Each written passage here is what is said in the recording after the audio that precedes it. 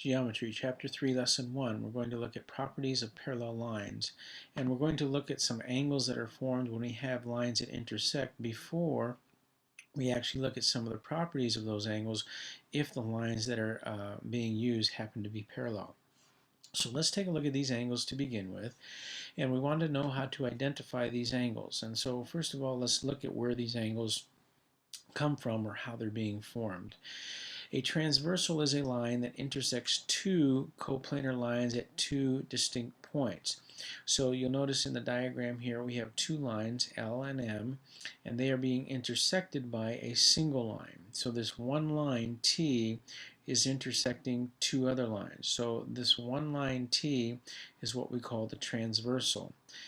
And it says that the diagram shows us that when you have one line that intersects two other lines, you create 8 different angles, and they're numbered here 1 through 8.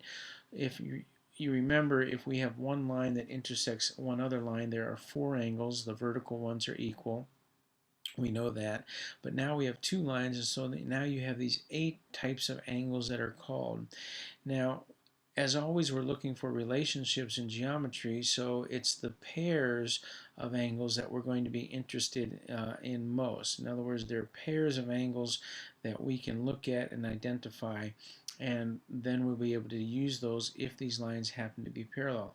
We already know one pair of angles that we've dealt with, and those are vertical angles. So 5 and 3 are vertical, 1 and 6 are vertical. Those are a pair of angles that have a relationship.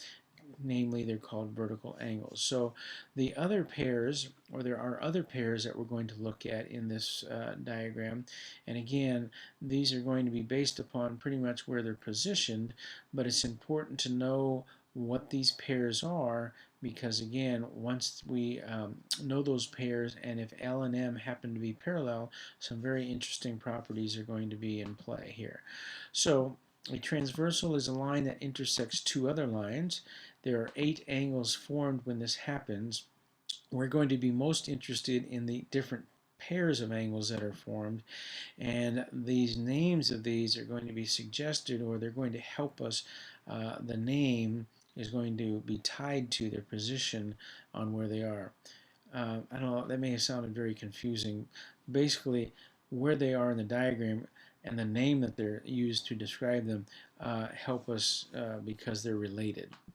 Alright, so let's go ahead and take a look at these. The first name, or the first pair that we're looking at, is alternate interior angles. And the word alternate kind of means to alternate. So one's on one side, then one's on the other side. So alternate helps us remember that. Interior, think about inside. Notice that all of these angles are in between or inside the two lines. Okay, so alternate, one on each side of the transversal. Interior on the inside or between the two lines. These would be alternate interior angles. And I want you to notice we have 2 pairs. 1 and 2 are alternate interior. 3 and 4 are alternate interior. Okay, so the word alternate should help us kind of remember where they're located, and interior. So 2 things. They alternate, and they're between the lines or inside the line. So that's the first pair, and again, notice there's 2. The second pair are called same side interiors. So again, same side means on the same side. So they're on the same side of the transversal, and again, they're interior or between the two lines. So 1 and 4 would be same side. They're on the same side of the transversal, and interior or in between the lines. So the name should help us locate or remember where these pairs of angles are located. Same side of the transversal, interior between the two lines. Okay. The next ones are called corresponding angles. So 1 and 7. Now actually we have 4 pairs of corresponding angles, and corresponding means they're kind of they're in corresponding position. There's a little vocabulary tip in your book written that says that corresponding objects are related in a special way. Corresponding angles are angles that are in a similar position on the same side of the transversal.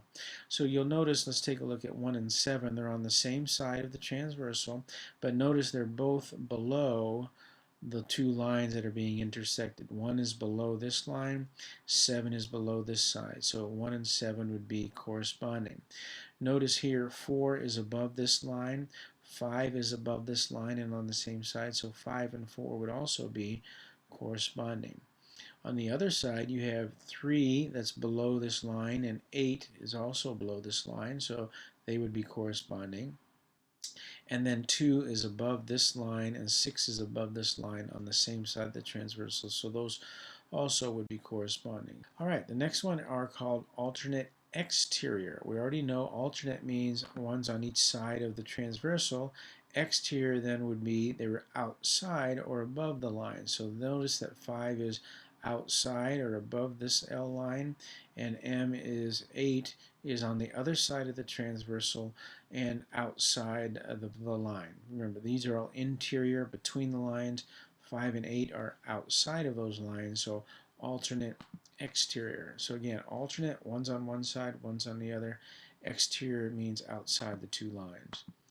The other one would be same side exterior. Again, similar to what we did before. 5 and 7 are on the same side, and exterior, they're on the outside of those lines. So again, the name should help us remember the location of those angles as well. Same side, and then exterior or outside the lines. Okay, so real quickly, a little exercise. What would be some angles that would be same side exterior? So 5 is on the outside here. Let's see if I can do this. And 7 would also be. So those would be same side exterior.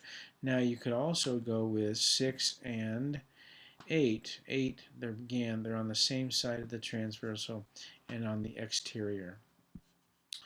Let's see if we can't locate what would be alternate interior.